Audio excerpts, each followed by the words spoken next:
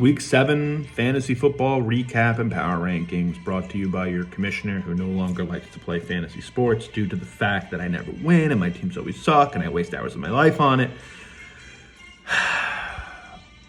Without further ado, the Week 7 recap. We're going to start with my team. My 52.6 fucking points. Trash. Fucking trash that you see on the curb on a Tuesday. 52.6. Pat Mahomes got 8 points. Fuck off my team. Travis Kelce got 6 points. Get the fuck off my team. Team fucking blows. Trey Sermon can't even get in the goddamn field.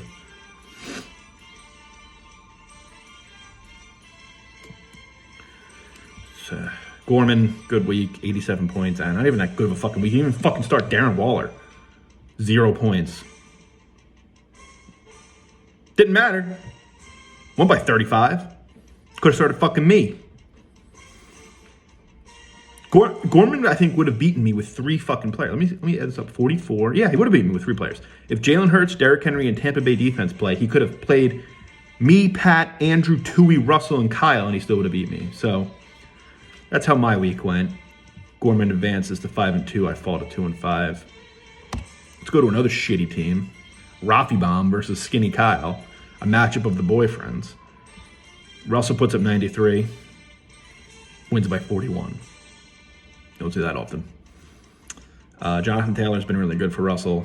Graham Gano, Green Bay defense. I mean, Kyle got double digits from 2 points. Hollywood Brown and CDP. Tough shit for Kyle and I. We're really tough shit. So those are 2 of the matchups. Next, I'm going to go to the closest matchup of the week, which was a 10-point margin, 9-point margin. Kirk's Cousins Friends Balls versus Chubba Hubba. A game that I thought might be close. But Tyler Lockett has turned into Robbie Anderson West. I mean, he just doesn't score points with Russell Wilson hurt. I'm not knocking you, Chris. It's just, it sucks. But Chris has wide receiver 1 in Cooper Kupp, and he got 23 from Lamar. 50 of his 89 points from 2 players. Wasn't enough. Kirk's Cousins Friends Balls puts up 98. A.J. Brown's welcome to the show. Ernest Johnson, welcome to the show. He started Jets defense, never a good thing. But Pat wins 98-89, advances to 4-3. Chubba Hubba falls to 4-3. Next, we have a matchup of first and second place at the time between Wanta Fanta, who is currently over in Europe and probably won't be watching this until 3 a.m. our time, and Sally Stubbs. Sally Stubbs has fallen on rough times of late. A lot of injuries. I noticed that. I know it. I respect it. It's hard. It's not easy being Sal right now. Made a pretty big trade. We'll see if it pays out. But, Tui just is rocking and rolling with fucking Lombardi Lenny, Christian Kirk. Tui's rolling with the Cardinals. And it's working.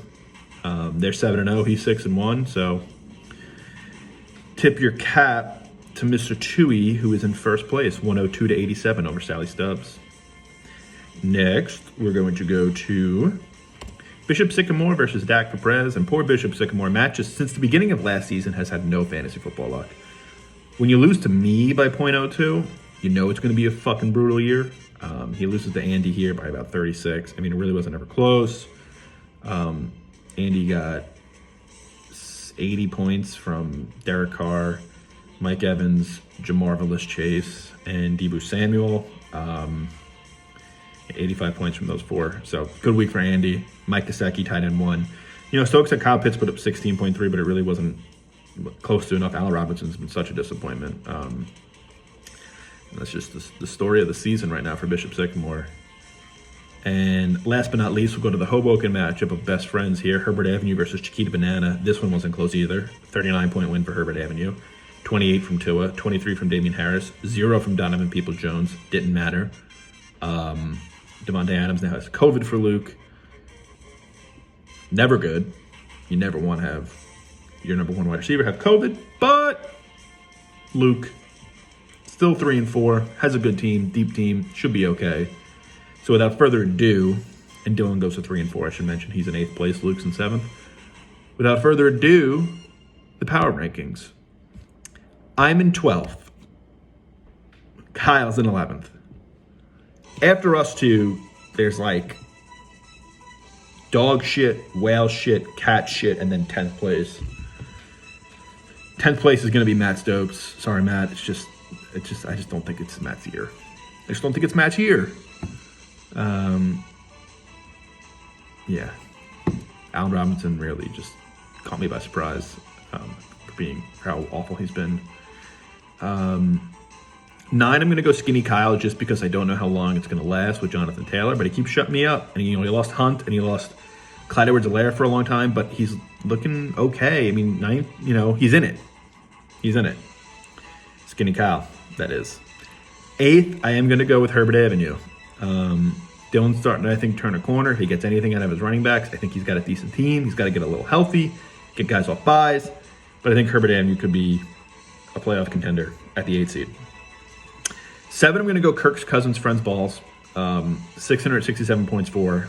It's, not glamorous, but he's getting the job done. He's 4-3. He's starting Dearness Johnson, and it's working. You tip your cap. Kirk's Cousins Friends Balls in 7th. 6th, I'm going to go with the man who maybe traded Andrew a championship in Chiquita Banana. Would I like Luke's team a lot more if he had Najee Harris? Yes. If he had Jamar Chase? Yes. But it's still a pretty good team. If he gets anything out of those running backs, it's still a pretty good team. So I got Luke in 6th. 5th, I have Chubba Hubba. I know he's not going to like it, but you lost. Tyler Lockett's not looking like the real deal. 5th is Chubba Hubba. You're fine. You're going to make the playoffs. You're 4-3. You're going to make the playoffs because you're going to make the playoffs. I have no doubt in my mind. You're going to make the playoffs. No doubt. 4, and this is going to surprise some people, I have Sal. Sal has slipped in the last few weeks, and the injuries have hurt. There's no doubt about it. But I had Sal at 4 right now. He's lost 3 in a row. We need to see something here from Sally Stubbs. 3, I have 3 inches is a lot. I think Mr. Gorman has a very good team, a deep team, a great manager, former champion. We know that. So I could see it, man. I could see Gorman running away with this thing. He's got a really good team. 742 points for is no joke. Number 2, I've got Wanta Fanta. Now, it pains me to put Wanta Fanta at 2 because that means you know who is 1. But yeah, I got Tuya 2. And then 1, I got Andy. I think Andy's got the best team. I think Luke might have helped him out a bit. But I think Andy's got the best team. So yeah, the recap, I'm 12, Kyle's 11, Matt's 10, Russell's 9, Dylan is 8, Kirk's Cousins Friends Balls is 7, Chiquita's 6, Chubba Hubba 5, Sally Stubbs 4, Tom Gorman 3, Wanta Fanta 2, and number 1, Andy Unchained. So those are my recap and power rankings. Tonight I don't even want to watch. The Knicks are better than anything I could ever imagine football being this season, so probably going to be watching that. But if I had a bet, if you asked me, you want my hunch, my thought, Packers money line.